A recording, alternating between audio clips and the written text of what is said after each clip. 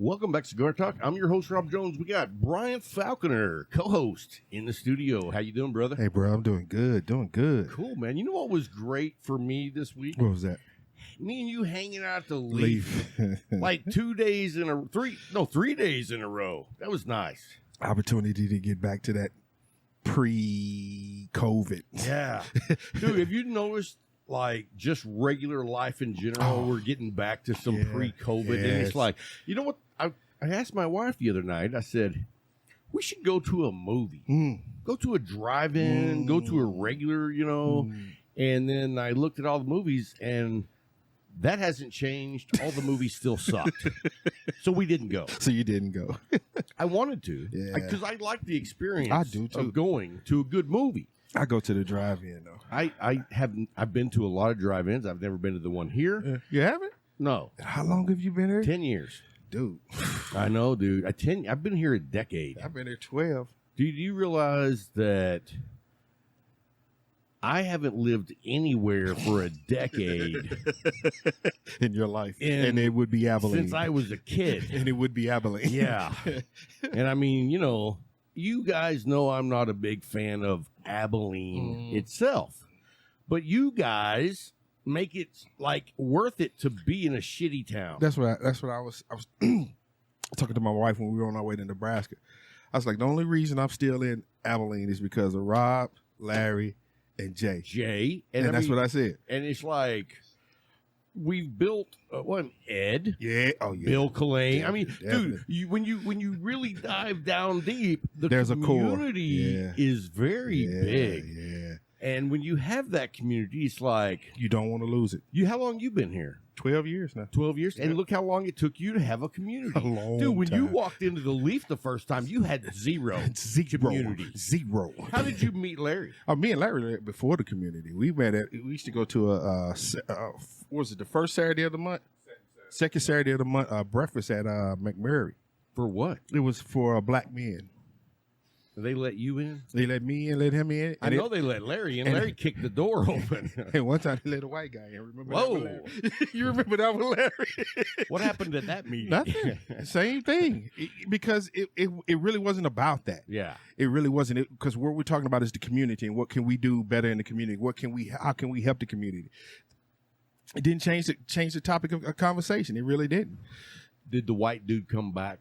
I don't know because I stopped going. Did he? Oh. He did. He said he did. I stopped going because I had things I had to do on Saturdays from then on. So it was sporadic for me when I show up. So it was like when I met Larry, I felt the same way about him that I felt about. I was like, that dude is an asshole. That's what I thought. And I was like, I like him already. And then when you get to know Larry, you're like, oh, that's just him. He cool. He's gruff. Yeah. He's gruff. And when you get to know him, you're like, he's just a big. It don't mean nothing. That's all for show. He like that dog with all bark and no bite. I don't care. He can turn and look at me. Hey, Bruh, hey, bruh, it'll be Saturday night. let me tell you something, though. Let me tell you something. I think that you're 80% correct, I'm but I still 100%. I still think that Larry will reach out and slap the shit out of somebody. Oh, well, we know that. He will Will Smith their ass. he will, but he got to get me because I was taught to fight. Yeah. And we're going to talk about that too. Yeah. There's a lot to unpack there. I mean, Lord. not, Lord. I was one of those people who's like, after 3 times of seeing the memes, I was like, how long am I going to have to see this? Because, I mean, first of all, it was at the Oscars, and I don't care anything. Somebody said, how long do we have to see this? Till August? And August is the name of the guy that Jada was cheating with. Oh. So when I saw that, I was like, oh, God. Yeah. That's wrong. But it's funny. I mean, and we'll get into that later. Yeah. Let's talk about what we're smoking, what we're drinking. I'm drinking the same thing you are. Mm-hmm. Larry got high class on us and went with some early time bottle and bond. Yeah. Well, we're drinking Old Granddad 114. Dude. And I mean, I'm digging it. Smooth. So let me show this to everybody. This is, in case you haven't tried it, it's only like 27 bucks. And it's 114 proof. But it's more like 105. It's got a lot of flavor to Yes. it. If you like the little bit of sweet, a caramel, Yes. a leather, a little bit of spice. I mean, maybe more than just a little. Yeah. Gives you a little plus. But it doesn't drink like 114. No, it doesn't. For me, when I had it, I was like, okay, that's a little bit more than 100. You know what I mean? It's not overpowering. It's not overpowering. It's not on fire. No, it's not. It's not going to knock you down. It's good. I like it. And for $27, you know we love value bourbon because we drink a lot. We work for a living and we pay for a lot. We drink because we work for a living. Just in case you were wondering. Some dude told me, he was like, dude, you need to slow down on the drinking. I was like, you want to go to work for me? Come on. Then you'll understand. You know what? One day a week I drink, sometimes two. Yeah. But I mean, I go hard at it for over 5 days. And when I say 5 days, I mean around the clock. Yeah, you go around the clock, and I have to go from 8 to 5, and then some days way later than that, especially when the weather's getting crazy. I got to stay up all night long verifying crazy stuff. But you put so much into it. Don't talk to me about my bourbon, and don't talk to me about my stick. Gotcha. Well, I mean, I'll talk to you about it, but I'm talking about them. We're going to get on it. Those detractors, those haters. It was just like the other night when I found you at the lead. It was so funny because I was up front talking to Colton, and you sent a message out to who you thought was me and Larry. But it was you and Jay. Hey, where you guys at? And I was like, I'm at the Leaf. I'm like, I'm at the Leaf. Where the hell you at? He didn't say up front. He said, you got something to drink? So I was like, yeah. He said, come on up front. This is where I'm at. I was like, oh, okay. Well, that's true. Yeah. That's true. And you know what? That was the best Saturday night I've had in a long time. We sat there and chilled, bro. Oh, yeah. Oh, we chilled. Smoked good cigars. In fact, you gave me one of these, and that's what I'm smoking tonight. And tell me, I don't even know. I just know it's an Arturo Fuente. I don't know what cigar it is. It's the lost something. Because Jay told me about the lost something. Okay. It's the lost something. It's the lost cause. That's what it is? No, he's making up stuff. Lost cause. It's the lost something. It's probably like the last toe in the sand. No. It's called the lost, and there's fill in the blank behind it. It's the lost fill in the blank. However, Jay got me onto that because he was talking about it, and I was like, oh, I'm going to try it. Let me tell you something so far. Thank you for the cigar. I've never heard of this cigar. I've never smoked this cigar. But what I can tell you is great cold draw. I mean, just a really good cold draw. And then I cut it. I light it up. It's got some really good notes right out the gate. Nothing too heavy. But the bad thing is it's already tunneling. Wow. Like I'm having I can feel that like charcoal right there. So if it's like if I try to hit that right there, it's going to burn, touch your fingers off. Oh, get out of here. You see that? Hey, you know how much that stick cost me? Look, though. But look. You see how whenever it starts ashing like that, that's those little coals falling out of it. So you can keep trying to mash it, but when it gets to that point, you almost just need to cut it up here to get above it and relight it. Who's got a regular cutter? My cutter, I can't do that with. Do you have a regular cutter? Don't hand me your deep V cutter. I was going to say I already got one of those, but no, and sometimes it'll show. It just shows you that it just happens. Yeah, you know what I mean. You don't expect Arturo Fuente to have. Oh, that's perfect. Yeah. Yeah, you know what? Sometimes you need to have a cheap cutter. Always keep a cheap cutter with you because you never know. Like that, and that's perfect. But look, I'm gonna cut it off right there. And now we got. Oh, you about to set the shed on fire? It went on the ground. I got it. All right. So I'll light it up again, and I mean, really, when you have to cut it that far, and you see, I just got it right to where there's no more burn, then you lost half a cigar. But I'm still going to smoke it. You know what I mean? If I had a lighter, there we go. Thank you. And tell everybody what you're smoking. I'm smoking a Sherpa that you gave me. It is the Sherpa Limited Reserve number 458. By Gurkha. They sent us 3 of those. And here again, the draw is a little tighter than what I would rather have. But other than that. But it's in the acceptable zone. Yeah. Because I haven't put it down. So it's still in that acceptable zone where I'm dealing with it. And it's okay. It's a good stick. It's not going to knock your socks off. But you know, it's above where my mindset was on Gurkha, so it's allowing me to say, okay, I can deal with this. I can smoke this because this is a good stick. You were gone last week. You missed last week's show, and I told on that show. Do you know that after the previous 2 shows when we smoked the Gurkha and then we had Juan Lopez on, I was getting private messages from people that were like, hey, man, no. They were saying, hey, off the record, what'd you really think? I was offended. Because they don't know us. We're not going to lie for anything. I was like. When it comes to sticks and bourbons, we're not going to lie for anything or anybody. But I'm going to tell the truth. I've been told many times that I am too honest. Yeah. Because I will burn it down if I need to. Yeah. But I don't like, your verbiage is rather abrupt and honest. Yes, that's true. But that's the way I like it. Right between the eyes. Oh, definitely. You know what I mean? But there's no missing. I was just like, really? Yeah, you really? Think that I'm making stuff up on the show? Me? Really? I mean, if I'm making stuff up, that's like, hey, our guest today is a clown. Oh yeah, we did that. True. John boy. Anyway, no. I'm not saying that that's a great stick and it's going to make my list. It's not that. No, it's not that tight, but it's a good stick. You know what I'm saying? It's something that. What's the price point on this? I think it's like $7. I could do that. And the thing about it is, if you're going to have a bourbon, you got a $7 cigar. Yep. You're like, yeah. And me, I like sticks that I consider to be better than that. Yeah. I think that's an okay stick. Mm-hmm. Like the Revenant Corojo is a different level. That is a way different level. But let's just take that out of the mix. Mm-hmm. I'm probably not going to smoke that over and over. Mm-mm.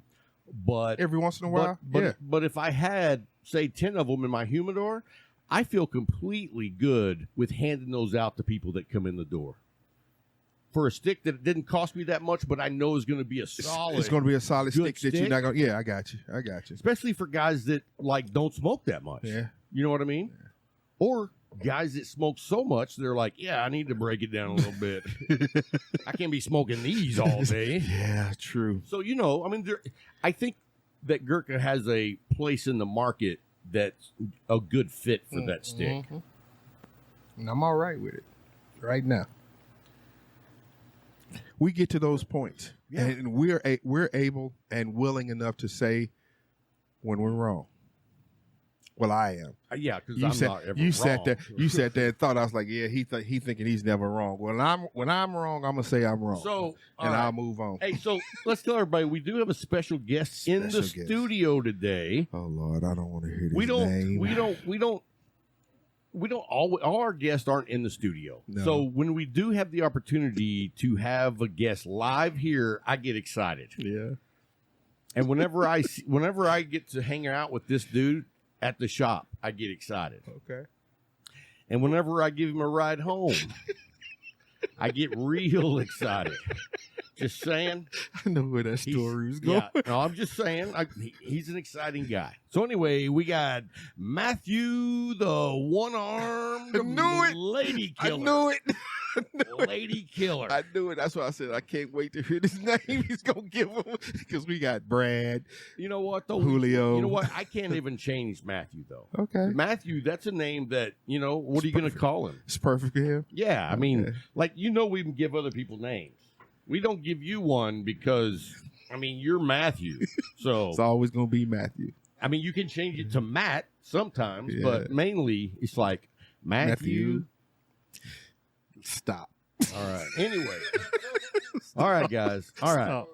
So that's who's going to be coming up. What do we got next on the board? You know what? We did want to talk, and this is not a cigar-related topic, but shit, if you live on planet Earth and have internet, if you live in the Milky Way constellation, because it was beamed to the universe. Yeah, we're going to talk a minute about Will Smith and the Little Rock. Why is he Little Rock? Well, you have the Rock. Oh, okay, I got you now. Okay, the Little Rock, because he wouldn't have done that to the Rock. Oh, no. Can you imagine? Keep my wife's name out. He'd be like, "What? Say what? Who you walking up on first?" Hey, Jada, me and you later. Rock ain't like, come on, Will. I will put your ass in the next week. No, but I mean, there's so many things that I had questions about afterwards. Okay. And I didn't even know until the next day. Me neither, because I didn't watch the... I mean, I'm not watching the Oscars. Mm-mm. I think the Oscars are probably about as boring a show. I mean, the Grammys. It's like worse. Has the Emmys. No. Has the Tonys. It's worse than the Pro Bowl. Well, the Pro Bowl used to be fun. Now... It sucks. It is terrible. Because it's turned into an entertainment venue. That's why I like the NBA All-Star Game, where it's you pick your squad. It's like going back to the blacktop. It's not the East and the West anymore. It's like, okay, I want Matt. You pick who you want. That's how they do it? Yeah, that's how they do it now. No way. Yes, sir. So you could be like, even though you're in a different league, I want you. Yes. Wow, I did not know That's that. how they doing it. Going back to the blacktop. That's you pick cool. your squad. Now, how many teams are there? Just those two.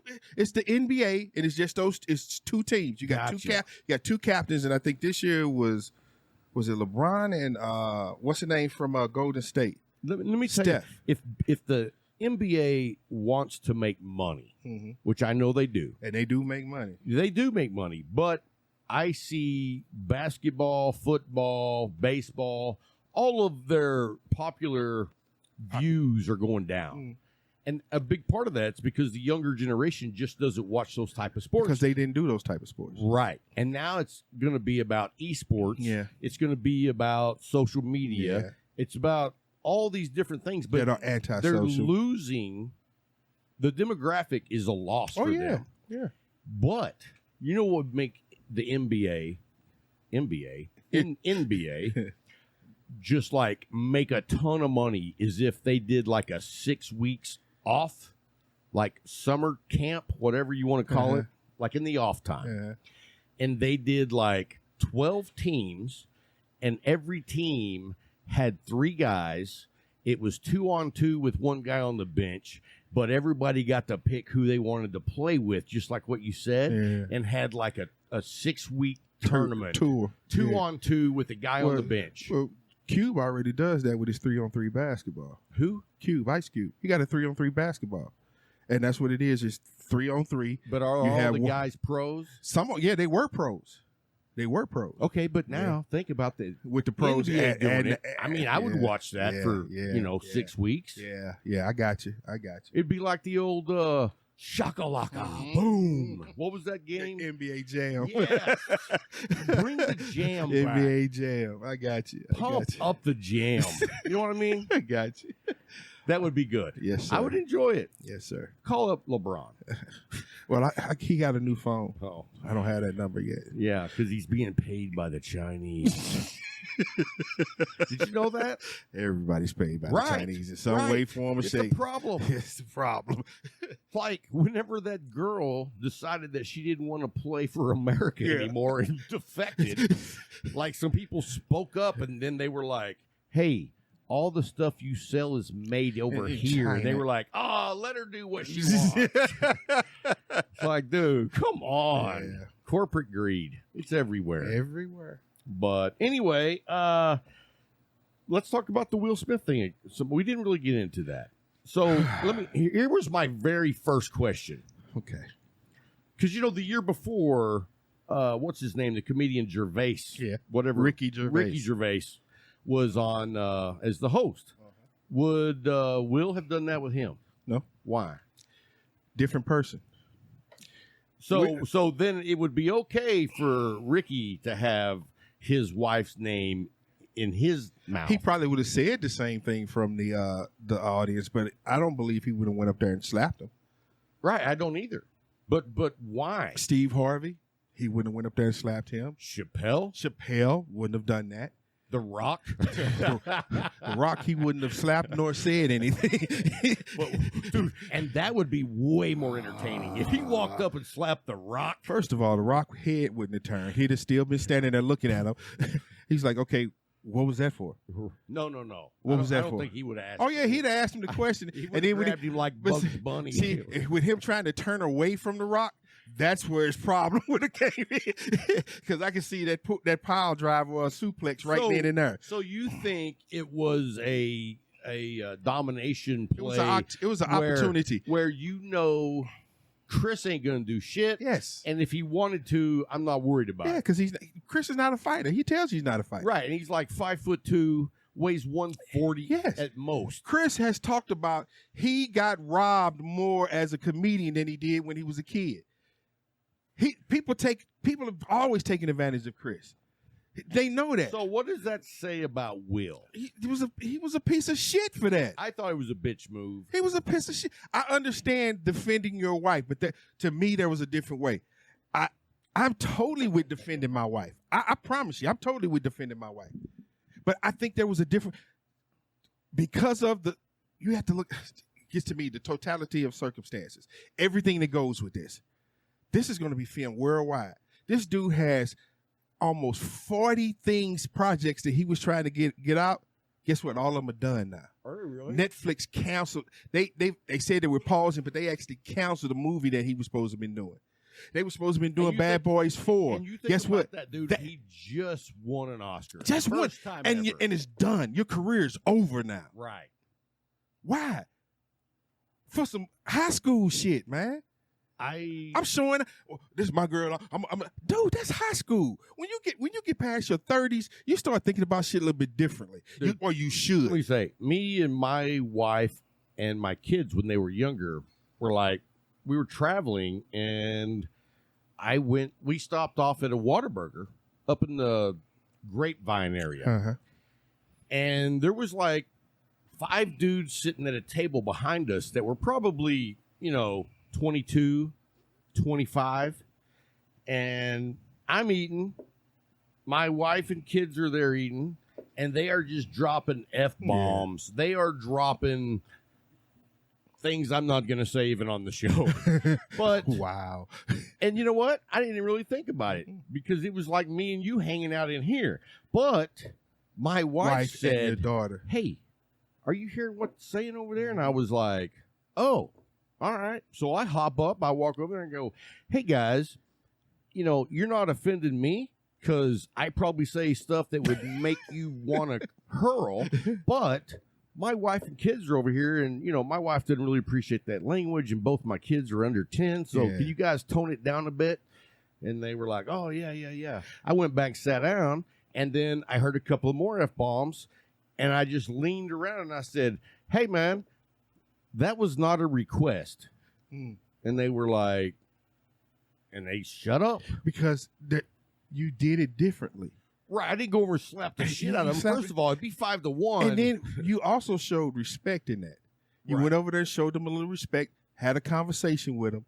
When they continued on, okay, hey, it wasn't a request. Right. And then there was no problem after that. Because they understood that you were standing your ground on that. That's the way you do things. Just like the way Chris handled that afterwards was 100% the way you do it. He didn't react negatively. He went on about the damn show. He did what he was paid to do.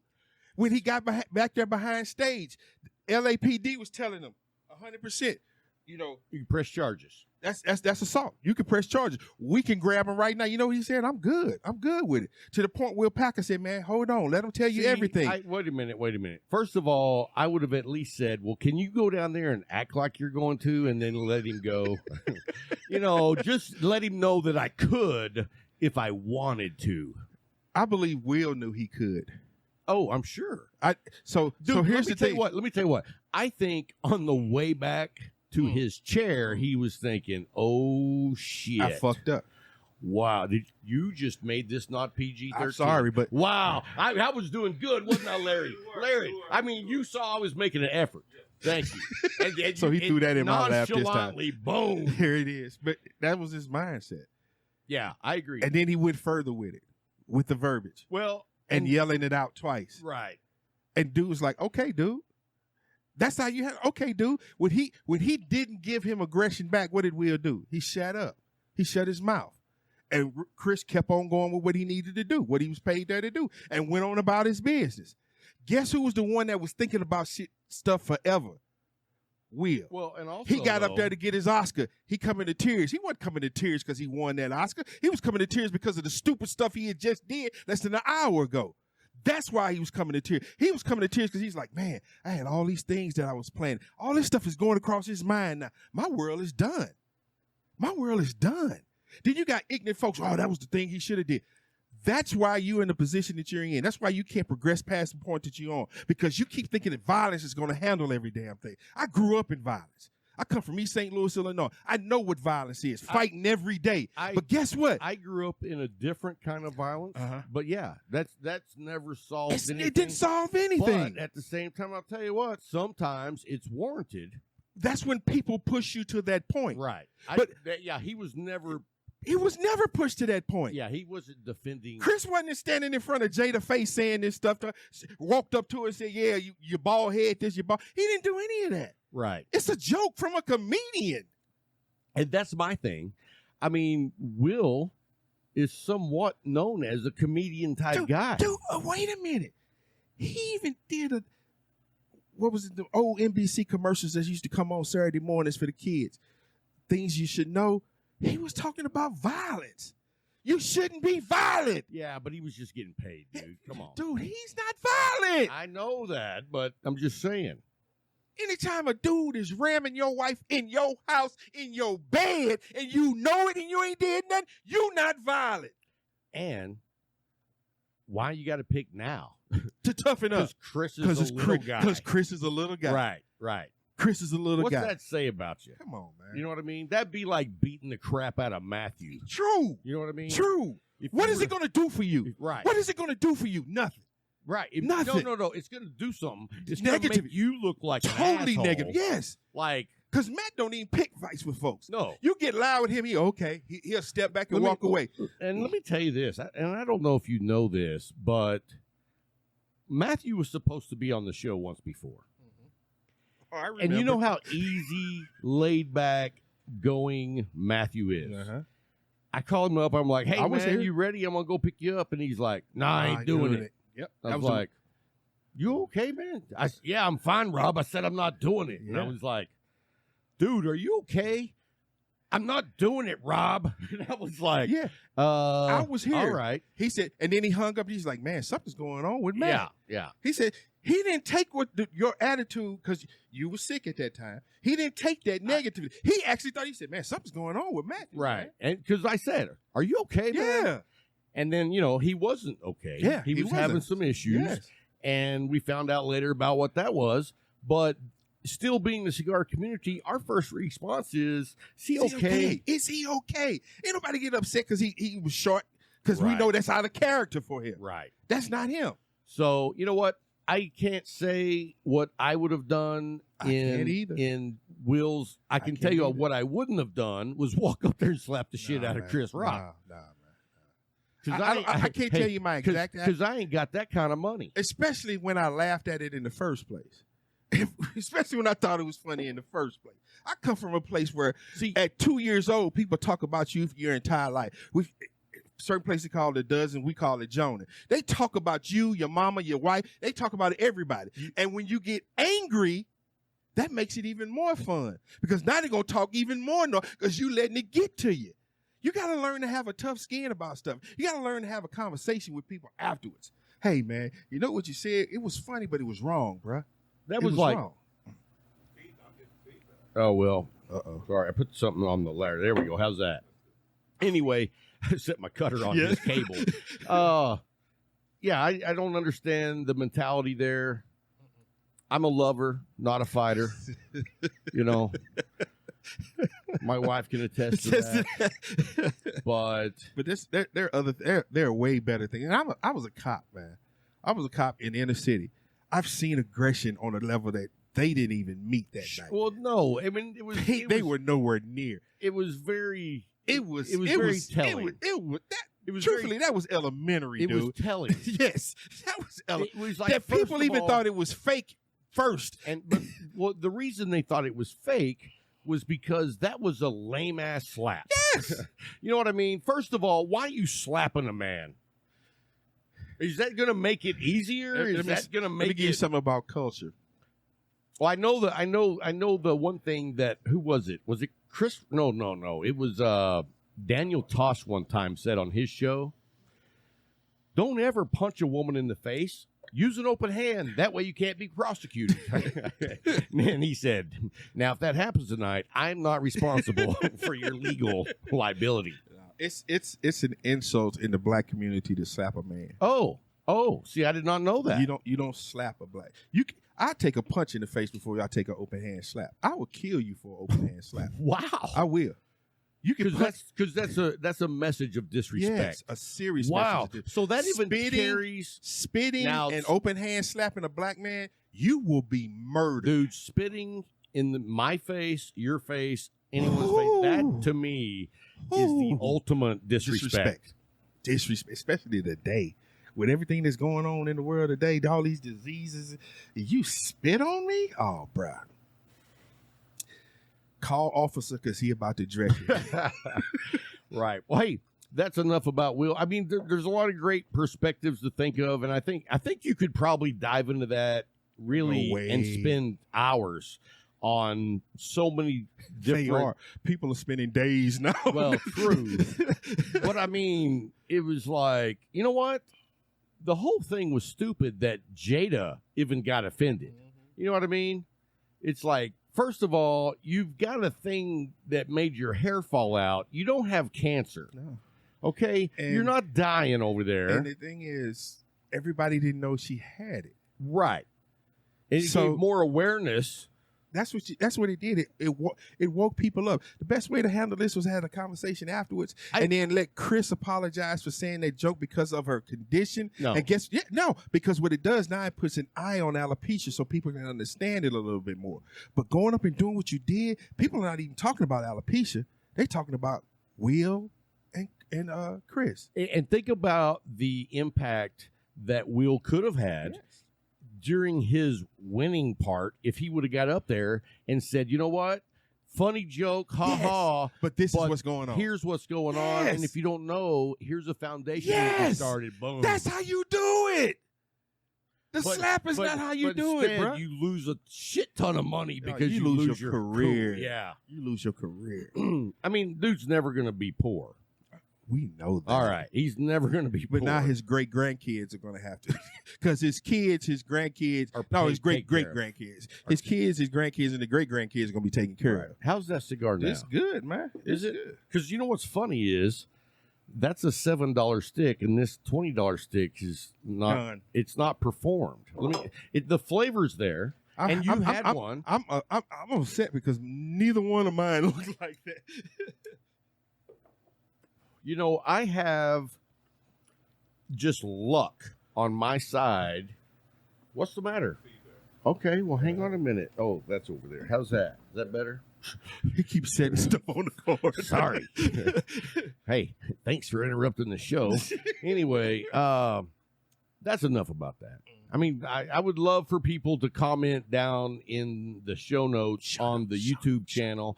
Hey, take time in the YouTube channel to like and subscribe. Subscribe. Yes. We've been toying, going back and forth whether or not we're going to keep doing the video. If we don't get you guys liking it and commenting and subscribing, then that tells us that we should just do audio, which is fine. I get it. You don't want to look at this. Definitely don't want to look at this. Right. So, I mean, you know, it is what it is. But if you like it, comment. Let us know. Like it. Yes. Subscribe. Yeah, gotcha. Before we get to our guests, I want to talk a minute about Tabanero cigars. Oh.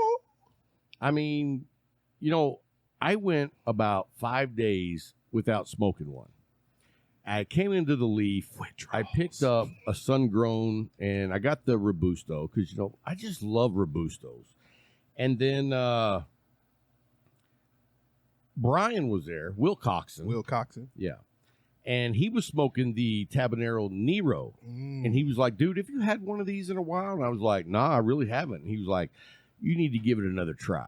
And I was like, okay. Because, you know, it's a dark Maduro cigar, and that's usually not my profile. Not anymore. But these cigars have been just aging.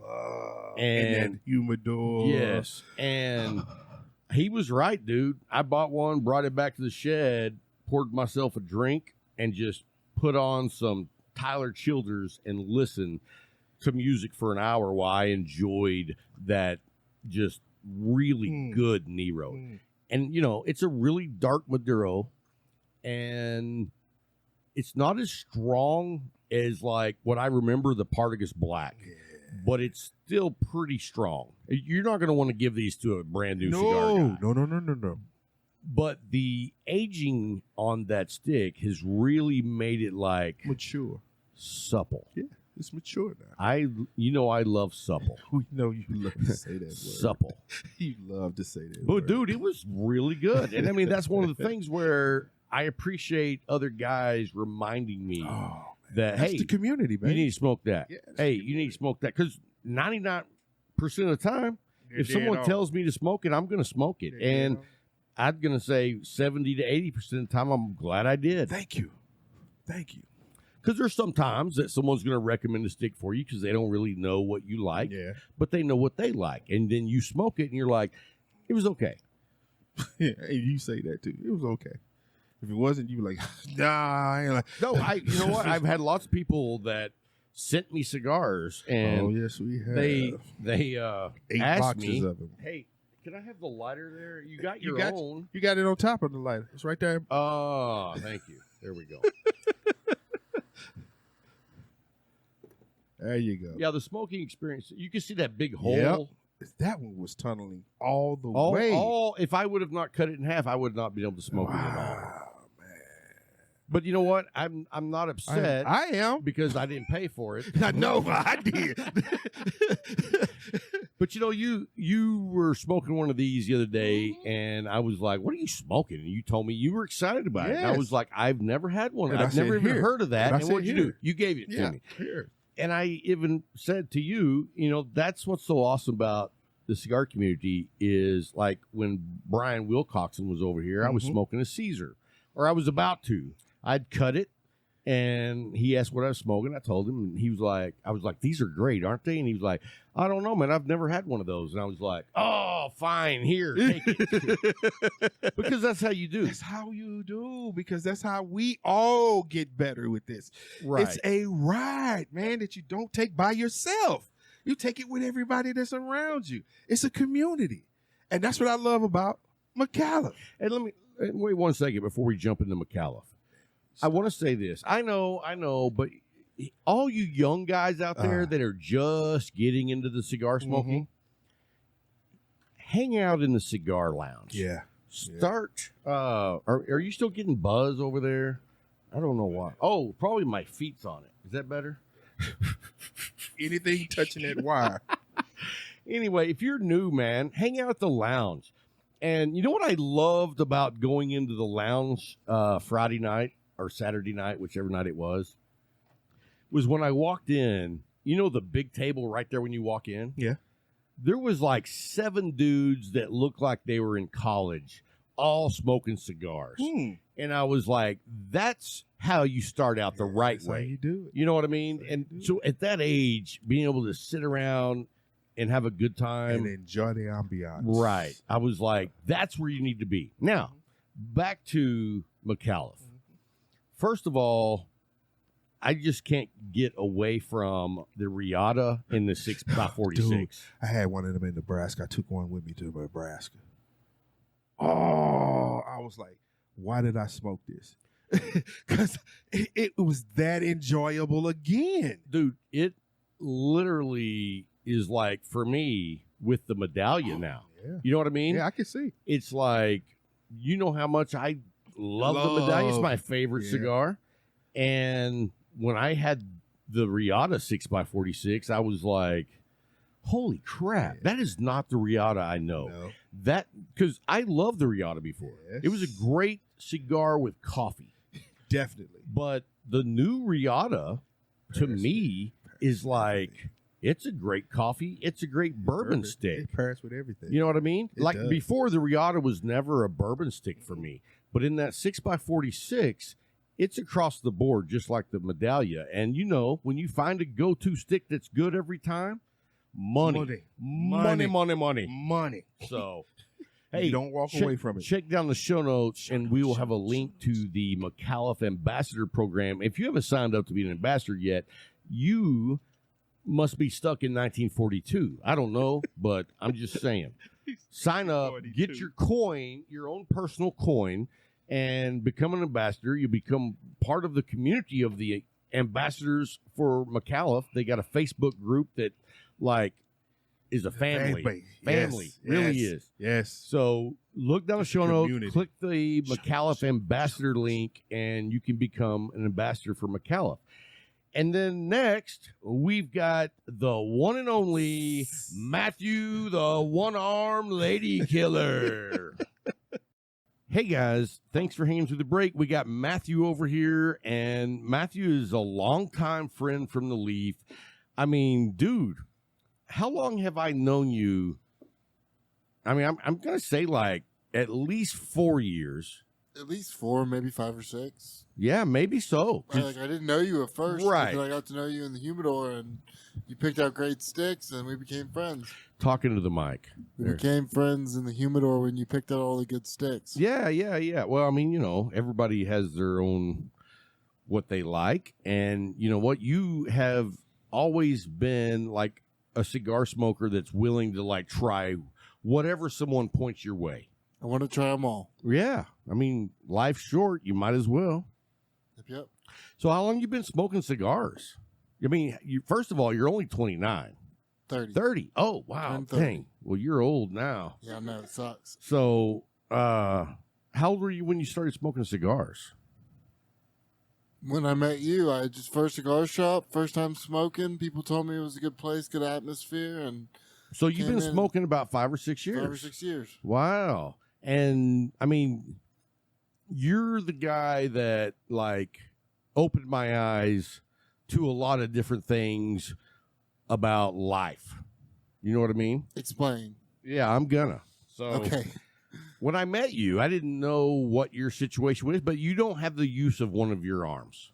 It is completely nerve damage from the elbow to the fingers. So, like, if I punch you in that shoulder, can you feel all of that? It'll send a shock up my arm. Okay, but if I punch you in the wrist, do you notice I'll that? get a good shock. Oh, so you have feeling. It's coming back to life. Okay. 7 more years I give it. Wow. At least it'll come back. That's like only 1 dog year. So your dog won't even notice. So, no, but, I asked you what happened to you. You gave me the whole rundown. And we tried to make a good story. Yeah, we turned it into a better story. Yeah. Because I was like, you're single, right? Yeah. And I was like, when you meet women, tell them that you lost the use of your arm and, like, you rescued a baby from a bear.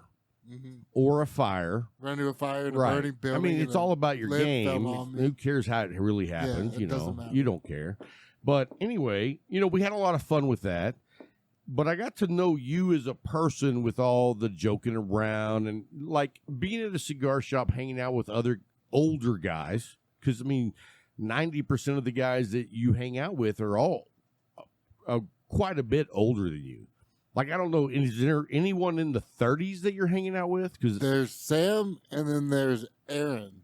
Okay. Aaron's 28, I think Sam's 36 or 37. And then everyone else is 40 and above 50, up. Yeah. Well, right, really above 50, above right. 50, yeah. I mean, so what's it like for you being 25 all the way up to 30, hanging out with older dudes? I've learned a lot more than I would from people of my age. Right. More mature crowd, more going to see what life's going to be like when I'm 50. not in the more mature category, but yeah. Yeah. I mean, crowd, maybe not you, Rob. You're hanging out sometimes with guys in their 70s and 80s. People that just die on us. Right. But I mean, dude, I'm 53. I love hanging out with all the guys older than me. Because I'm like, dude, wow, that they have stories from a time that I wasn't on the earth. Mm-hmm. You know what I mean? Like when Ed talks about the things he's done, I mean, dude, that's gold. You know what I mean? Now, I will say this. Jason, the D&D guy? Of Earth? Yeah. Yeah. He has no gold. Don't listen to anything thumbs down. So, Jason, if you hear this, you're talking too much, bro. But anyway, about stuff you don't know.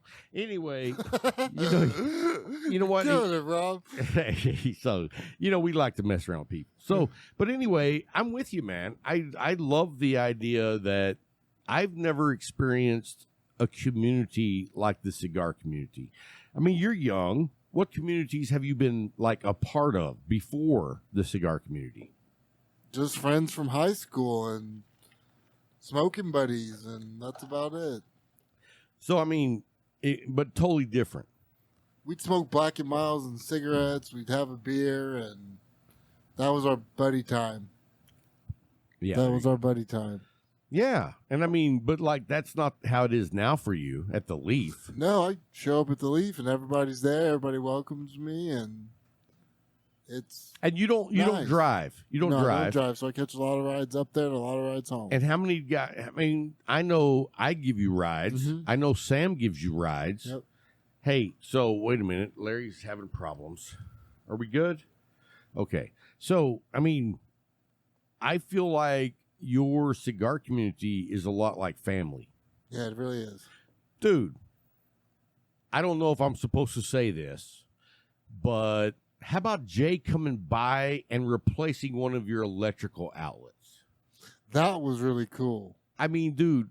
Like the shop owner came to my house to fix an outlet, Right. and he brought me an energy drink. And what did he charge you? He didn't charge me a thing, even though Boom. I tried to pay him. Boom. He was like, "Keep it and buy cigars," and I was like, "Perfect." Right. And I mean, dude, what does that say about the Leaf? It's a family. Could you environment. imagine a shop owner of any kind coming to your house, fixing an outlet just because he knew you needed that outlet fixed? Now, he did tell me this, that the reason you wanted that outlet fixed was because you wanted to be able to listen to your stereo.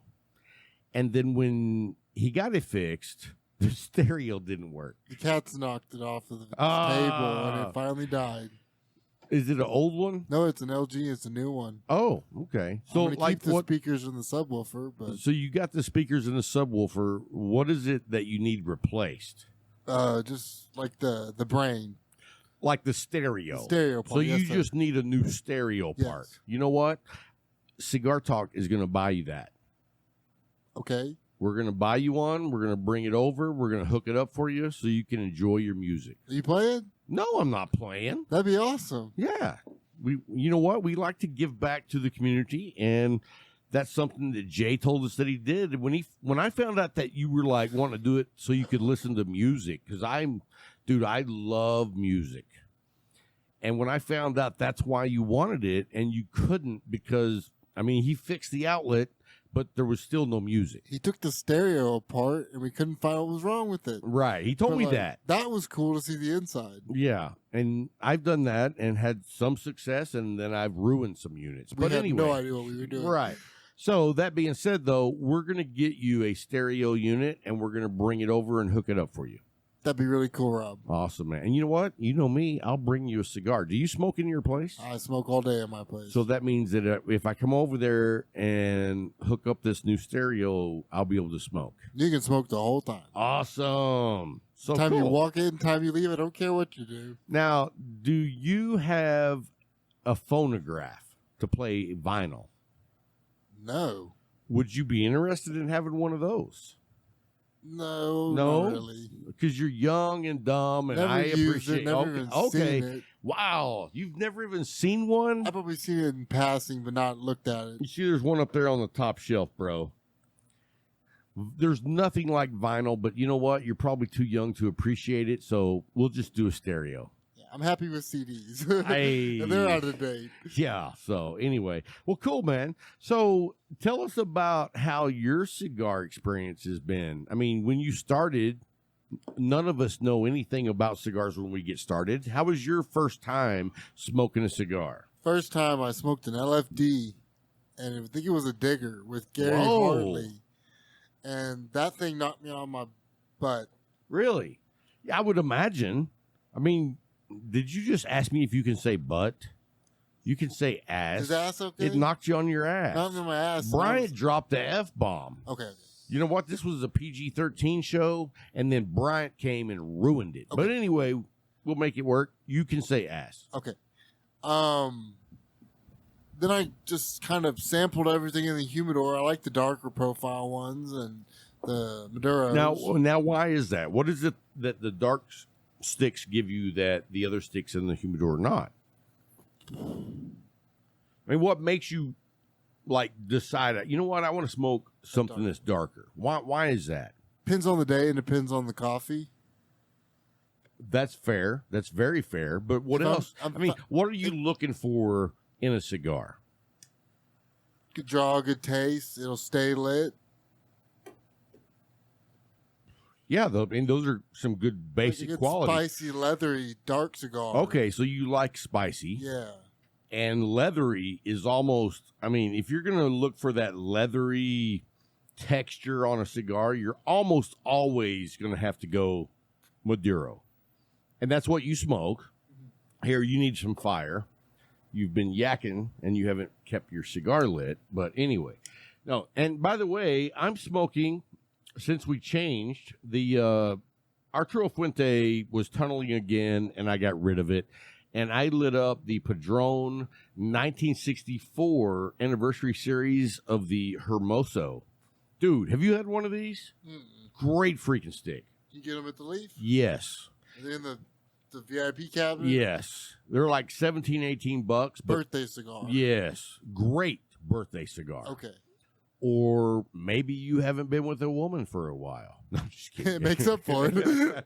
Have a cigar. Yeah, it beats everything. Right. So, well, that's cool, man. So you're not originally from Abilene.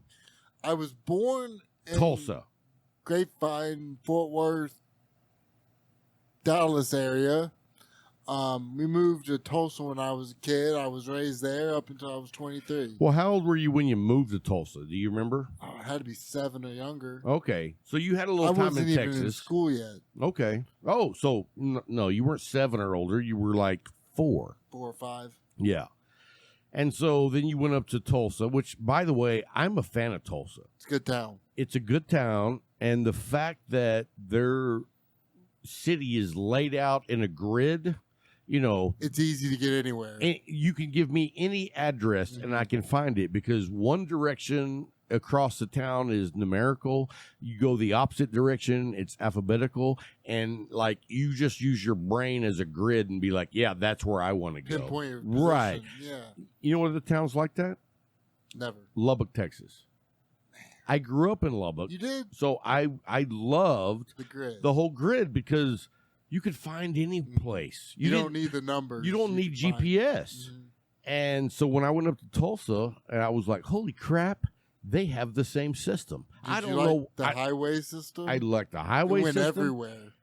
And I love the fact that it was like really nice and hilly, and it had a lot of trees. Green. It was very green, very green. And, you know, growing up in Lubbock was just brown dirt. No green. I wouldn't like that. You would not like that. I don't know how anyone likes that unless you are the sand people from Star Wars. If you're like those Jawa people, yeah. I mean, the Jawas and the sand people, they probably love Lubbock. Yep. But me, not so much. I don't like the wind. Like, we have wind here, but up there, the wind is like being sandblasted. That would be any fun. It sucks. There's Oklahoma or Tulsa's hilly. Lots of trees, like you said. Yeah. And there's rivers and it blocks the wind. It's Oklahoma. It's great. Yeah, I mean, like, if you like hunting, fishing wilderness, it's a paradise. Grew up on 5 acres of woods. Nice. Loved it. I would go get lost for hours. And what were you doing during that? Looking at, like, penthouse?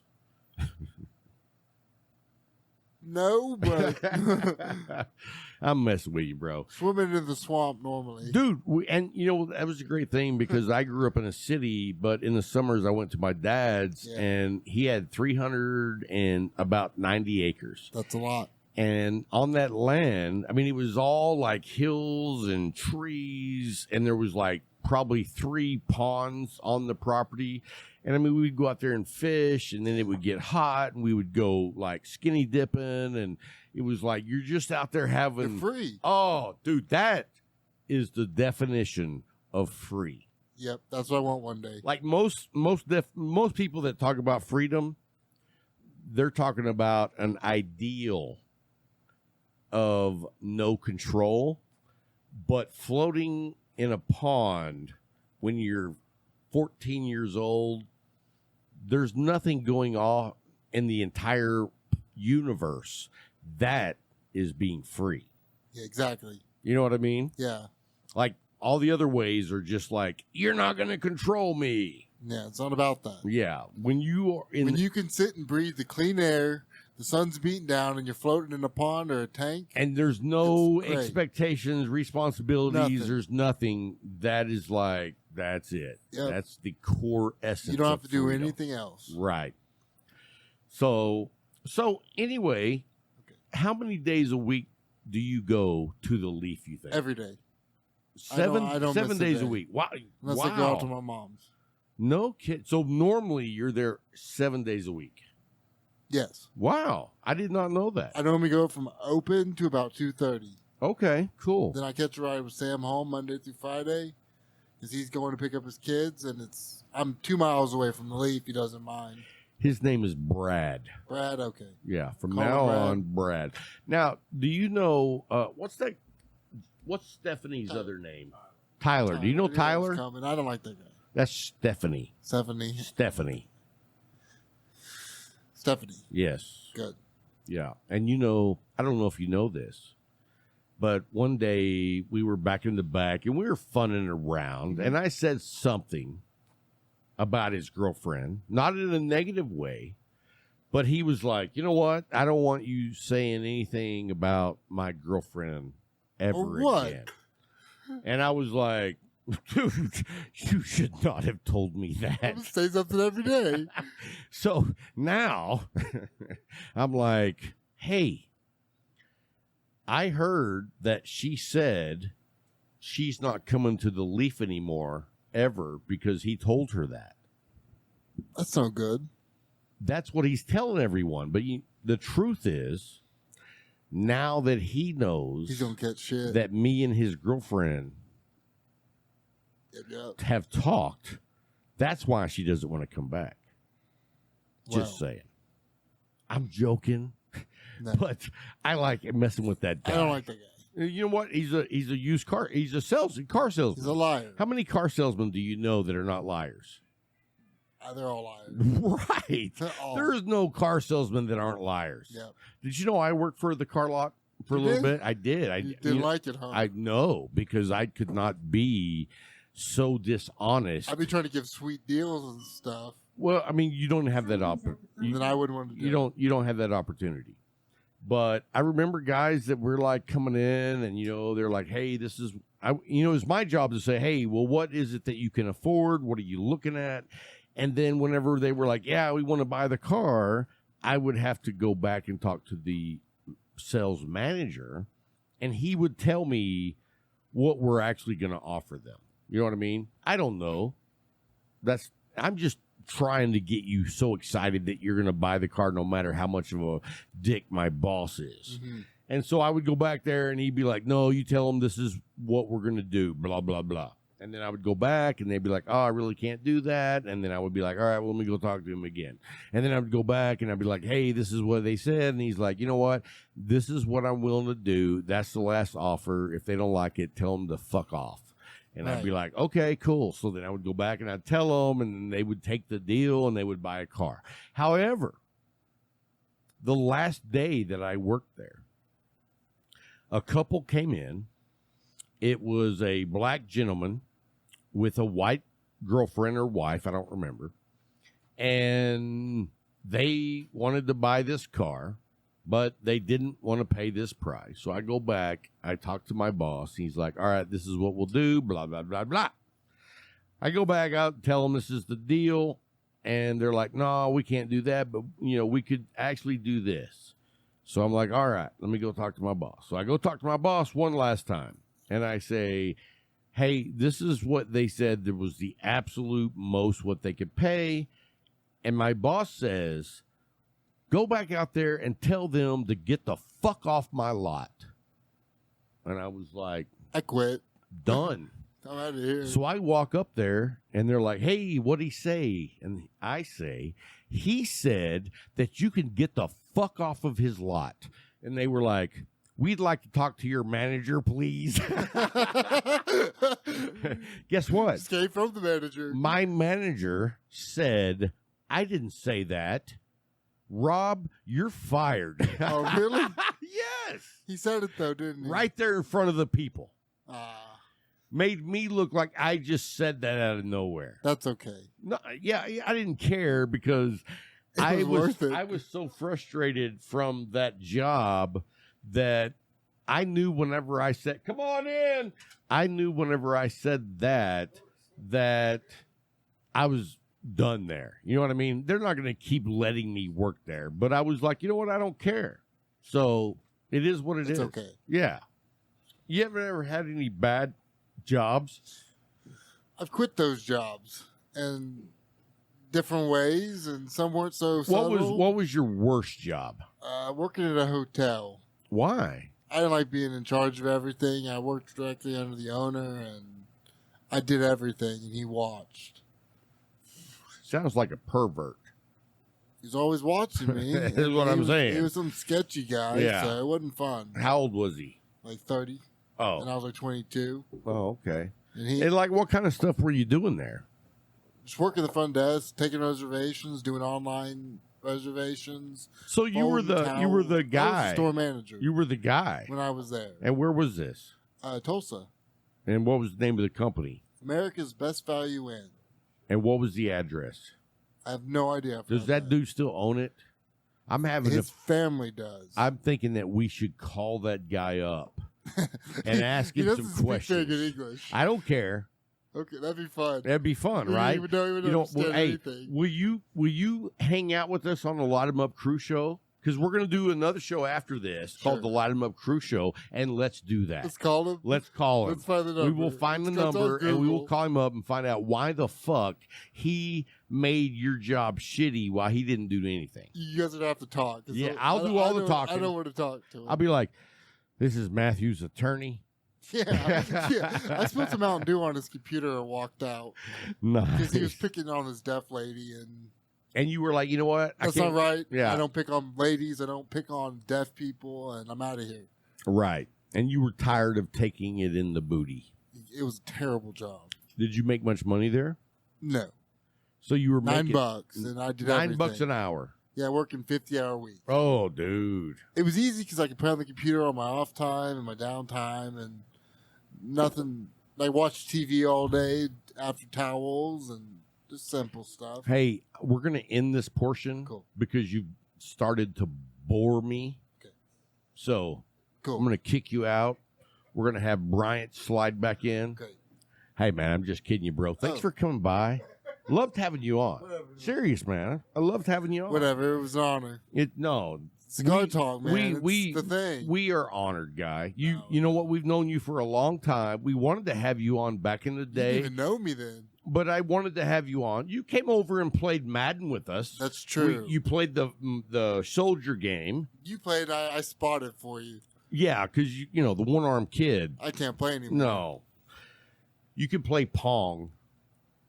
That's so boring. Just saying, man. A I one-armed used to play guy. Snake on the Nokia. So anyway, man. Hey, really, thanks for coming by. Okay, We Rob. appreciate you. And how's that cigar? I enjoyed it. Good, man. Well, it ain't done. Almost done with it. No. I got a good hour. All right. Yeah. All right. Well, hey, guys, thanks for coming by. We got Brian coming up next, guys. Don't go anywhere. We'll be back after a quick break. Thank you, Rob. Thank you. Hey, guys, thanks for hanging through the break. We got Big Brian back in the seat. What's going on, bro? Hey, man, just making it, dude. It's been a long week, bro. You know what? It's been good having Matthew on. Oh, I mean, Matthew's like the guy that you see at the shop Mhm. that you just know the guy. Yeah. You know what I mean? And I'm just thankful that you didn't give him one of those names. He's just going to be Matthew. He's from just now. Matthew, and he will always be Matthew. Yes, yes. He's one of those guys that it's like he's not on the same journey Nah, that you're on, Nah. but He has he's on his own journey, Yes. and he's always a good dude at the least. Most definitely. Most definitely. And he puts up with a lot of From you. Me, yeah. Well, From you. Not just from me, Dude. but a lot from me. It all started from you. Probably. Not going to say that wasn't true. True. So anyway, though, no, I appreciate Matthew taking the time. He's Yes. going to stick around. For the after He's show. going to joke, and I have something specially planned for him I on pray the for after you, Matthew. show. I pray for you because you know there's no holds barred. Right? On this show. You got it. You got it. So it is what it is. So everything is open. Hey, do you need another drink? No, I'm good. we need to watch. I need another drink. Yeah. But Oh. anyway, how's your cigar? Man, it's good. I'm actually on the Libra that you gave me. Oh, that's the AJ Fernandez. Yes. Dude, that 25th anniversary. Knocked it out of the park. Yeah. They really I'm a big fan. Mm. I bought a box of those. I'm a fan. I mean, and you know, I like AJ in general. Oh, yes. But if we wanted to go to the dark side, which you know I'd like to go, Every once in a while. I've kind of been a little disappointed in AJ. Talk to me. So I don't know if I talked to you about this before, but they fired Hector, Yeah, you talked to me. their about rep, it. Yeah. and they did it by email. Email. Yeah. I've never been fired by email. We had I that don't think you conversation. should be fired by email. It's too impersonal. Yeah. I mean, dude, and when you know somebody like you should know, Yes. like I've had employees that we terminated. Mm-hmm. I call them up and be like, "Hey, man, I'm sorry the way things happened, but you know what? It was a great 6 years. I enjoyed getting to know you, and I wish you nothing but the best." Yeah. And I've had to do that a few times. And it's like it's this didn't work out for you, No. but There's you still know life- we appreciate what you did Yes. do. Life goes on, and you should be out there seeking it. But to do it impersonally as with an email, that's just like jabbing it in your heart, man. That's like saying you never mattered to us. Wow. I mean, Truthfully, am I yeah. right? Dude, Yeah, truthfully, yeah. you never Think mattered about it. to me. You never mattered to me. So here's not even a piece of paper. Here's an email. Look at your screen and see you later. Right. We'll send your stuff to you. Don't even show back up. There's nothing to send in his scenario. It's just you're done. Wow. And you know what? That just kind of bothers me a little bit on the personal touch. Which It's hard. in the man. cigar industry, We're I consider it to be a different industry. yeah. The community But in the end, is like no other community. yeah. But in the end, they still look at it as a business. I understand that, but it's like, dude, do you have to be that corporate entity? I mean, I understand. Maybe you do. Maybe you do. I don't know. Some of them think all corporate, and you know that. Some of them don't look at us as people. We're just You know, commodities. my question though is, do you think that AJ is aware that they let this guy go from on an email? from I mean, me knowing what I know about AJ, no, I don't think he knew. like, is that a corporate thing where, I he's- truly believe it he is. doesn't even get that type of information? I truly believe it is. I truly believe it is. Now, if they gave him that information, would it be changed? I would hope so. That's what I'm saying. I Okay, would hope so. that's where I'm going because I don't believe personally in the hey, we don't need you anymore email. The email that says you didn't mean anything to me, our company, we don't appreciate what you did for us. You're out of here. I don't think they looked at it that way, but that's where we on the bottom line. Should they look at it that way? Man, immensely, because it's. Have you ever been terminated? I've been terminated, and I skipped up out. I was so happy I got fired. I didn't know what to do. I was. But how did they do it? Oh, they did it in person. Right. They did it in person. And the thing that was so outrageous of it, they fired me for something somebody else was doing the exact same thing. T-Mobile had went not public, but they had went third party, and I went online to apply for a corporate T-Mobile job, and they said that I was online using the computer for something other than work. I was like, man, I know a manager that planned his vacation on the computer at work. Were you looking at porn? No, I just told you what I did. Yeah, that's what you're telling all the listeners. No, but I want to know the truth. That's really what happened. I applied for another job with T-Mobile Corporate. So they were like, dude, how? But that's the same company. No, this was a third party that was owner of it in St. Louis. Ah, because they had went from corporate to third parties, and I wanted a corporate job because the corporate jobs they paid more, you had better benefits, and you could last longer. So I was like, I applied for a corporate job. They saw it on the computer and they fired me. I didn't care. I'm telling you, I took the shirt off and I skipped out of there to my Suburban. I was happily gone. But and the reason I'm asking this though is, I mean, did they do it in a way that like you felt like you were worthless? The reason made me feel like I was worthless because it was something some others were doing. But if you broke the rules, I broke the rules. That's why I didn't. But did they make you feel like all of your other attributes did not matter? Yeah, right? Did not matter. I mean, how did you? So you felt that way? Oh yeah, man. I had taken 3 stores from the lower levels and made them top earners in the region, and that was in person. Yeah. So how do you feel if you get let go in an email? I'd have been kind of upset. Yeah. Even though I was ready to go, I just didn't care. But I'm like, dog, y'all couldn't have told me. And let me tell you about Hector. Uh-huh. Not only was Hector a great representative of a brand, when he did get fired via email, you know what he reached out and said about AJ? No. Nothing. Yeah. He didn't bash him. He didn't like go on the rampage. That's taking the high road, man. Dude, Hector is the guy who takes the high road. Taking the high road. I'm impressed, but I can't say that I would take the high road. I'd be like, those motherfuckers. We know you wouldn't have taken the high road. Hey, he already said it. All bets are off. Anyway, no, I would be like, dude, do you know what I've done for your brand?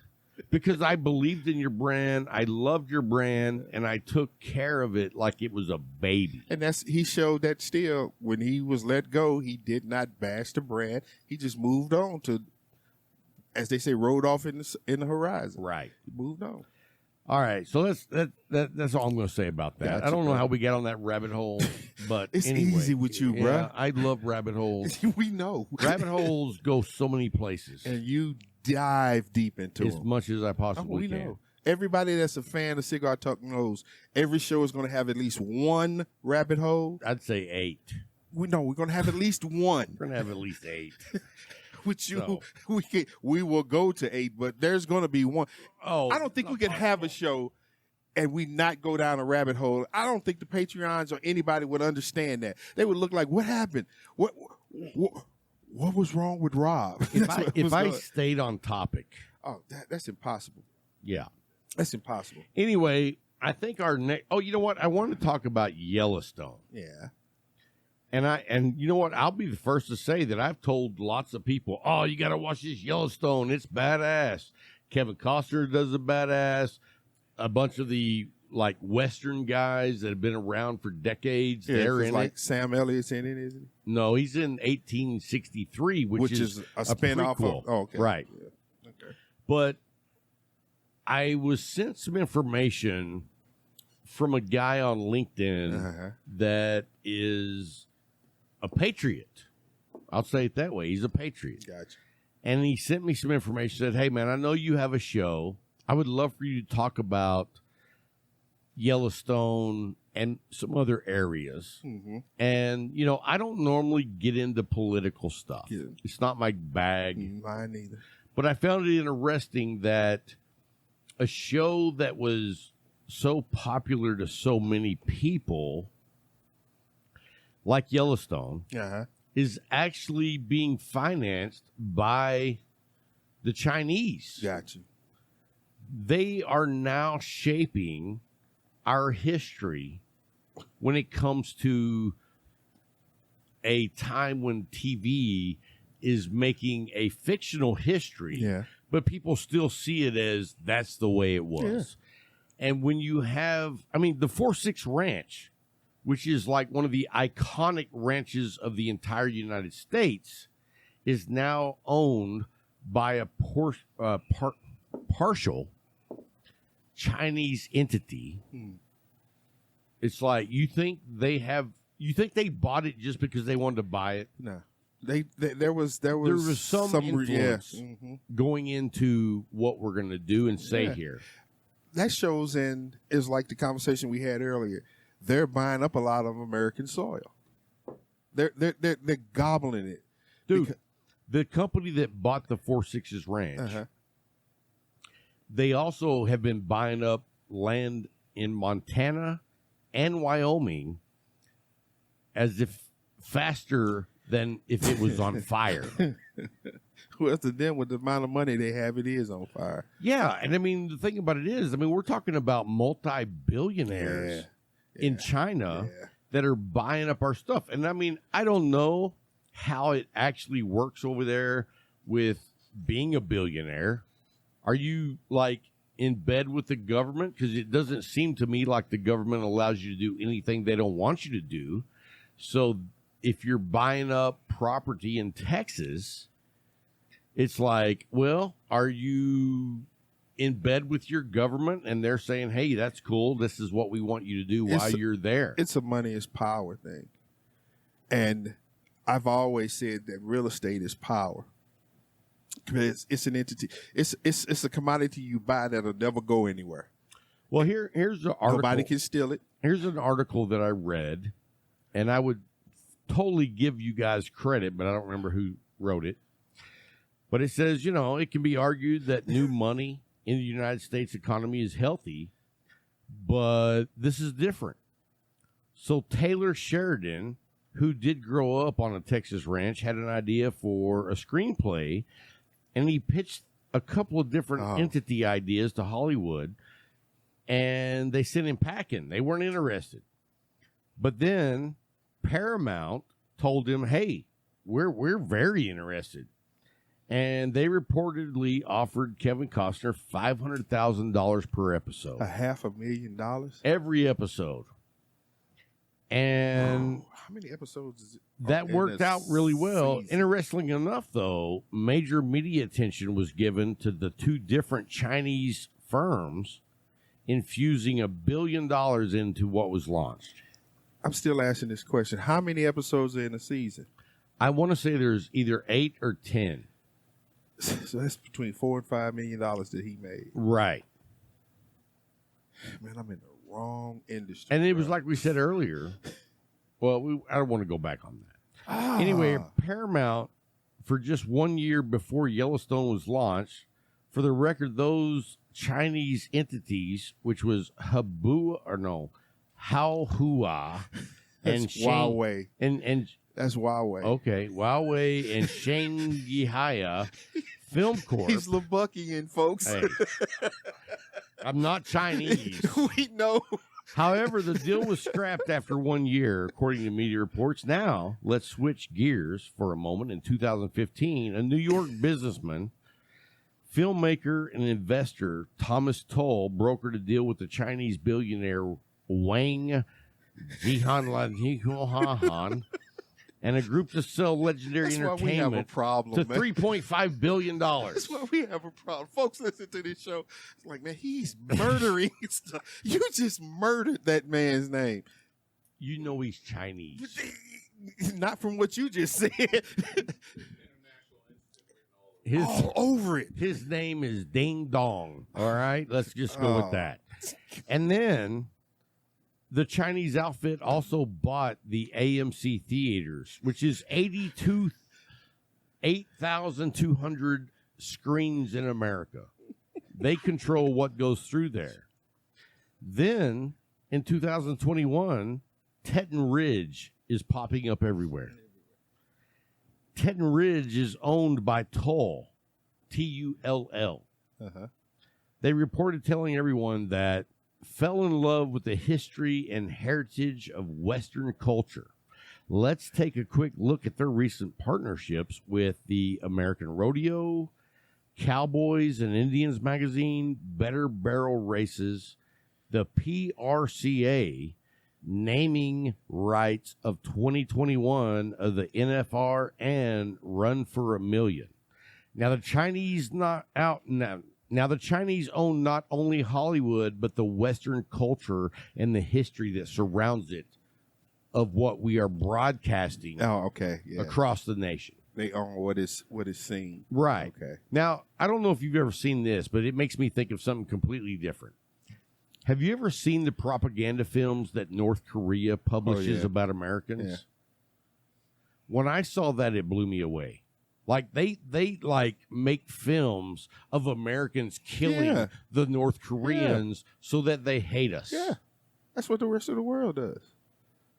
I was blown away. I did not know that. The world hates Western society, but they don't term it as Western society. They hate America. And why do they hate us? Because of freedom. And the thing about it is, you have the right to do whatever you want to do. They're basing all of that on whatever propaganda they've been fed. Oh, yeah. You know what I mean? And what they're feeding. And there's lots of things that you can show of Americans that would make you like sick. You know what I mean? But they're not showing all the great things. Like there's probably a loop for 24 hours of Will Smith slapping the little rock. You know what I mean? This is America. We're gonna slap the shit out of this little guy. Yeah, it didn't show well. It didn't. I have to say that it didn't show well. But you get what I'm saying. Yeah. You can make a story with your own narrative about anything so easy. And because of the internet, everybody will see it now. Right. Everybody has the opportunity to see it. So that's where we are, man. That's where we are. Yeah. So before we jump into the pick six this week, let's talk about Case Elegance. Why not? Case Elegance. First of all, in the show notes will be a link to our, what do you call it? Streamathon event. Yes, sir. And the Streamathon event is going to have an auction that starts when this show comes out. Mm-hmm.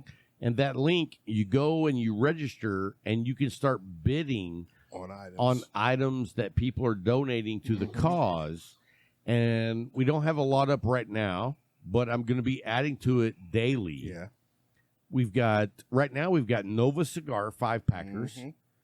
We've got a Case Elegance military footlocker humidor. Oh, man, which you've got one. Yeah, I want the black one, though. Well, they're almost out. I know. I keep trying to talk somebody into buying me one. My birthday's coming up, and she said, "What'd you want?" I was like, what I've been talking about for the last year." I don't know how she doesn't know. You know what? If you are married to Brian, look in the show notes, and there will be a link to the Case Elegance Blackout. Yes. Foot locker. So do that. Check it out. But anyway, if you go by Case Elegance, use the code Cigar Talk Coin. Yes. And you'll get a discount, you'll get a coin, and you're gonna get a badass humidor. Yes, you are. So not just that's not even debatable. Nope. The best of the best. Yes, sir. That's who we want to do business with. Sir. Anyway, then let's talk about the Leaf. I mean, our home away from home. Home. I mean, only because I've been married for almost 27 years, it's home away from home. Because if I wasn't married, it would just be home. Yeah, it would be home. That's true. We'd be like Matt there every day. Dude, you know how happy I was to see how busy the Leaf was Friday night, Saturday night? It was like, I see a new generation coming in. Like you said, those college age students coming in there, they starting to understand or learn about the community. It was a whole new atmosphere, and I loved it. And we're better to find it out at than the Leaf, where they are actually committed to your experience. That's correct. That is correct. 100%. And they show you. It's not just talk. It's in action. The things that Jay, Scott, Corey, Dwayne, everybody that's there does. I've said this about Jay.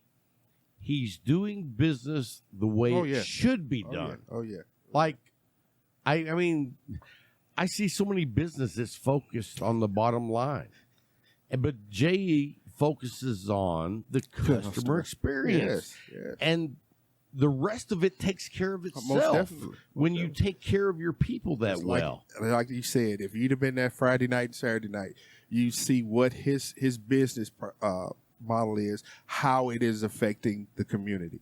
There were people in there. I mean, it was almost standing room only at one time. It really was. And I'm not talking about people coming to buy things. I'm talking about people just standing there, staying, smoking sticks, having conversations. It was a packed house, man. And I was like, this is what this community is about. That's it right there. That's what the community is about. You remember we met a guy? Oh, yeah. What was his name? Was it David? No. Okay. Well, wait, whatever your name is, come back and introduce yourself again because we forgot. But, dude, it was fun meeting that dude. Yeah, it was. He kept like, I'm not breaking my balls, but he was like, hey, I listen to the show. I know you. And it was fun. It was because he was bringing up things from the show, and it was like, wow, yeah, he listens. Yeah. He listens. But it was fun hearing from somebody that listens to the show. Yes. Because we don't think that we're anyone. I know. We're not. We're like guys that smoke cigars. And talk. Because that's what we do. That's all we do. We love cigars, and we sit back and we talk. You know what's funny is, my daughter came by while you were there. Yeah. I had ordered her pizza. Oh, and I want to tell this story right quick. So my daughter is a bartender now, like a block away. Yeah. And she texted me and said, hey, I got a break at 8:30. I said, I'll be at the Leaf. Would you like something to eat? She's like, yeah, that'd be great. So I ordered her a pizza. And I ordered me and you a pizza. Yeah. And so 2 pizzas are coming from Domino's. I get a phone call, and it's the pizza guy. And he's like, hey, I think I'm here. And I said, okay, are you outside the Leaf? And he said, I think so. And I was like, I'll be right out. So I go out there, and there's this badass brand new Camaro. And this kid that looks like he's 20 hops out. He's probably 6 foot, 6'2", weighs about 140. little bouncy, skinny kid. And I said, hey, man, this is a nice car. And he's like, oh, thanks, man. And I was like, dude, but it is so freaking dirty. You should be ashamed that you have a nice car and it's like icy dirt all over. It's covered. He was being robbed, folks. He was being robbed. He was like, yeah, I really do need to get it washed. And I was like, yeah, you do, because this is a representation of who you are. And so anyway, he pulls out my 2 pizzas from the back, hands me a receipt and says, will you sign this? And I don't have my glasses. So I'm like, hey, how much is it? And he's like, it's $28. Yeah. And I said, okay, cool. How much of a tip do you want? And he looks at me and he's like scared. He's like, that's really not my place to say. Just whatever you think. And I said, why don't you grow a fucking pair, let your balls drop, and you tell me how much you want, son? He's not lying. I He said, said quit. that exactly. That's exactly what I said. And the guy says, $20. Yep. And I said, $20 it is. And I wrote in $20. You said, boom, $20 it is. I did. I said, boom, $20. There you go. And you know what he said to me? Wow, are you serious? Yes. He said, I said, absolutely. and then he said, now I can get my car washed. He said, now I can go get my car washed. And I'm like, dude, never be afraid. To ask what you want. Ask what you want, because if you don't, you won't get it. if you told me I'm not going to tell you, I'd give you $5. Yep. That's a good tip. Have a good Move night. on. Yeah. But you step up to the plate. Man up. Man up. And you know what? That was a better way of saying let him grow and hang. Just man up. Man up. The rest of that was a little bit too visual. But here's the thing. I promise you, the dude has not told anybody about his delivery experiences as much as he's told them about that one. Yeah, that's gonna be a talk forever. This dude told me to grow up. So, but that's what it comes down to, man. You know, be you. Yeah, Be got to you. be you. No matter where. And I don't know if you're talking about him or me, but yeah. We know you're going to be you. All right. There's no Let's option jump to that. into the pick 6 before we go. Who goes first? I'm gonna let you go first How did we know that? because you're the first. I'm always bringing up the rear. Don't come behind Larry. But anyway, on my list, we're going to go this route. The Muwat.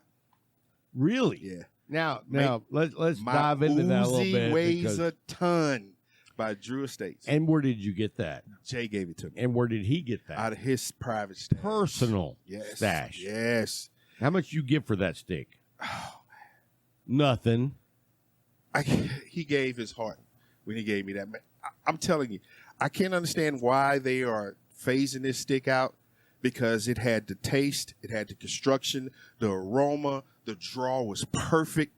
When I say deep leather notes, the cocoa, man, I tasted everything in that stick.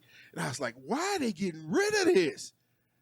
Yeah, Right, it has a weird name, Muwat. My Uzi weighs a ton, but yeah, my Uzi weighs a ton. That stick was outrageous, man. I don't know that I've ever had Dude, one. if he has another one, I pray Jay, you bless him with it because Jay, that stick was Jay, dynamite. if man. you're listening to the show, I should get one of those.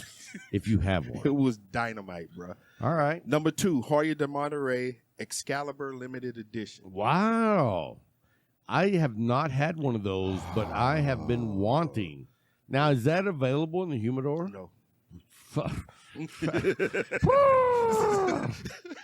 No.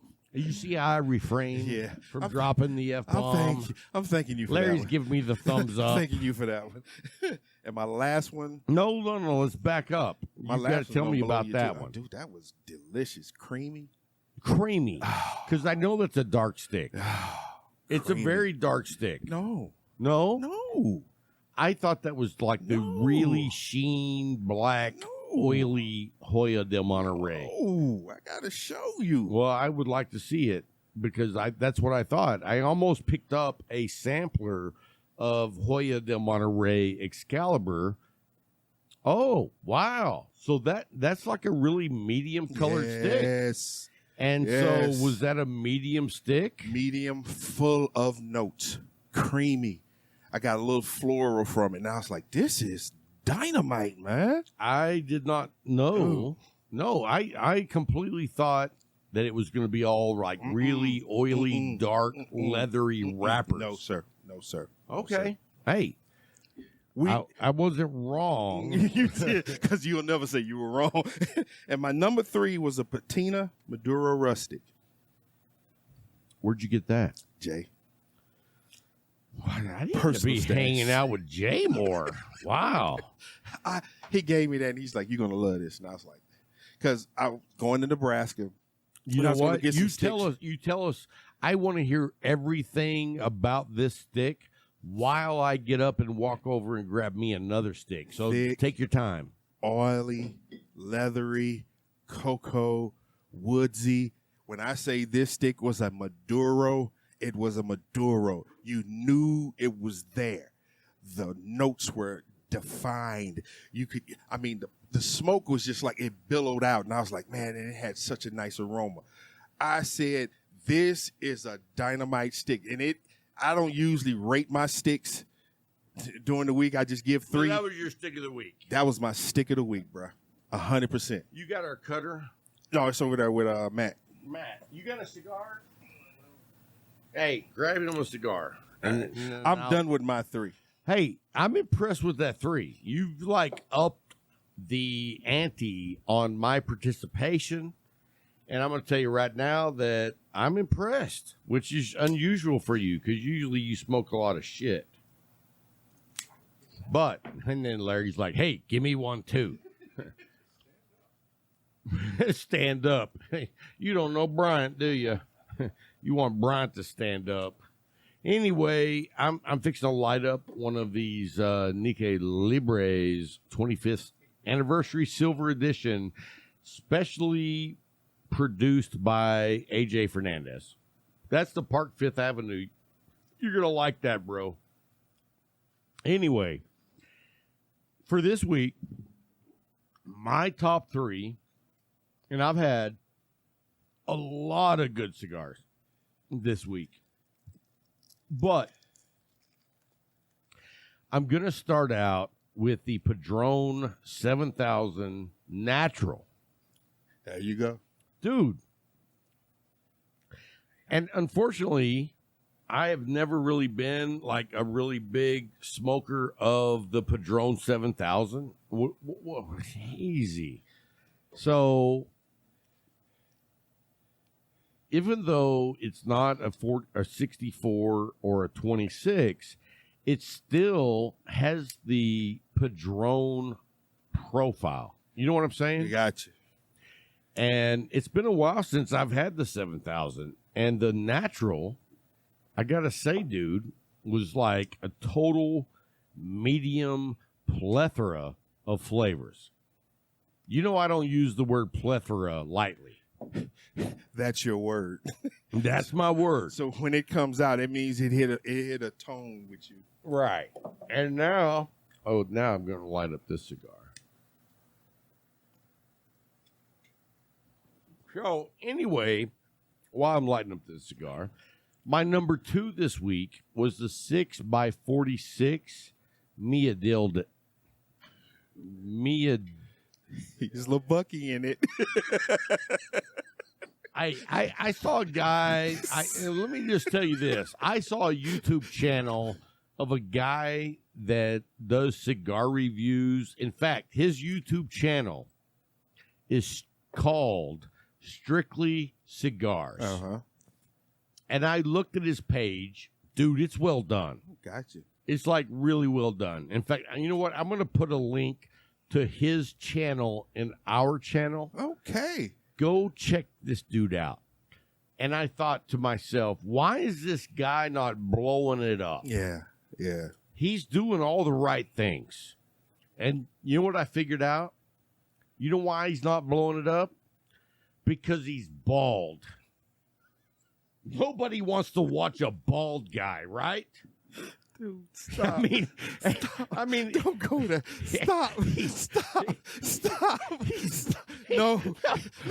Let's get back to the sticks. Let's get back to the sticks. Not only is he bald, we're not going down this rabbit hole, man. Stop. Stop.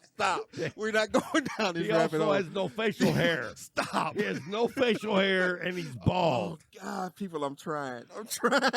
Other than that, I loved his content.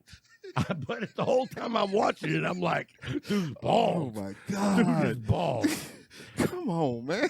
Hey, I'm here to promote other people's work. Yeah, but you really didn't promote him that well. You sold him. You sold him out, bro. He's bald. No facial hair. He's bald. Come on, man. I'm telling you right now. We need a little bit better than that. Come on. The people are like, really? Did he like him for real? I did like him. I was just like, we can't tell. Why is this guy not exploding? And what I came up with is because he's got this bald dome that's just like shining. I can't Have you it. ever seen Empire Strikes Back? Will you come on, dude? Do you know what the Death Star is? Yes, I do.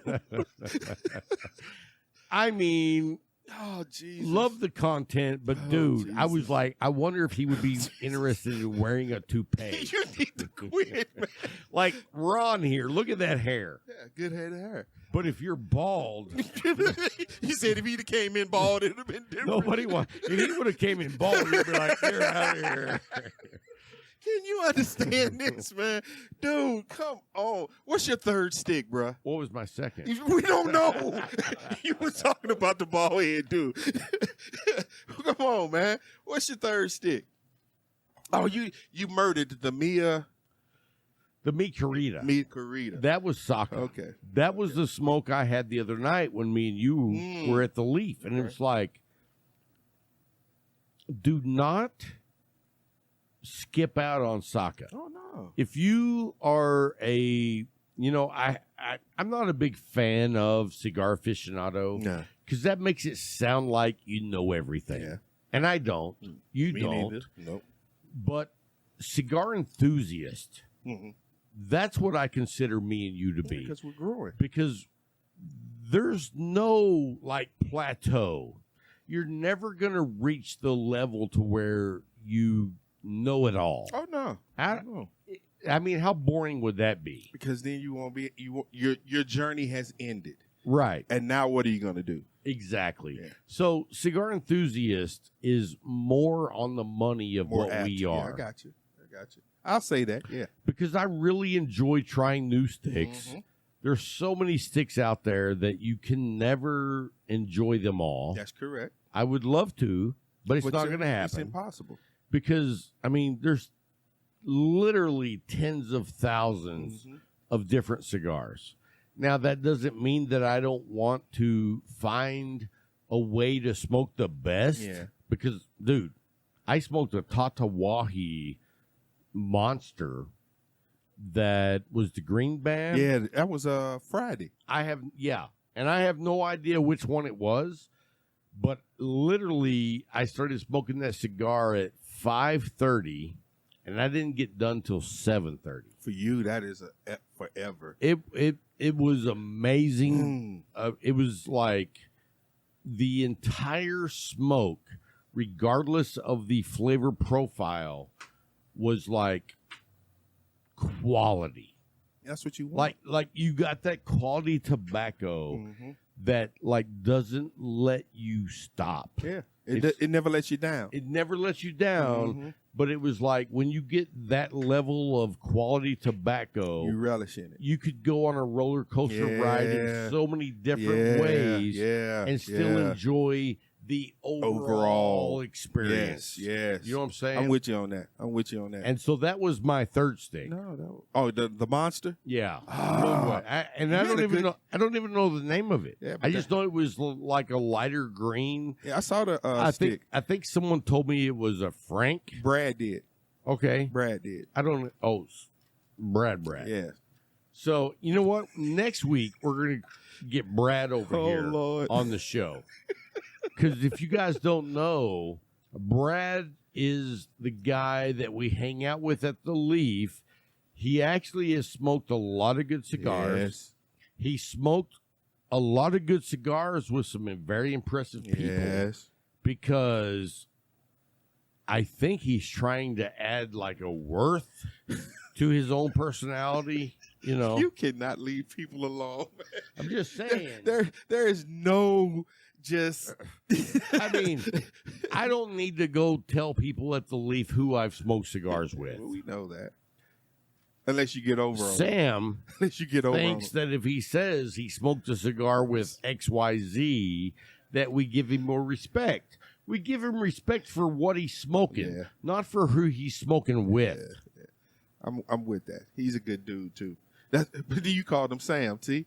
His name is Brad. Yep. It's Brad. So for those of you that don't know, we like to rename people at the Leaf. Yeah.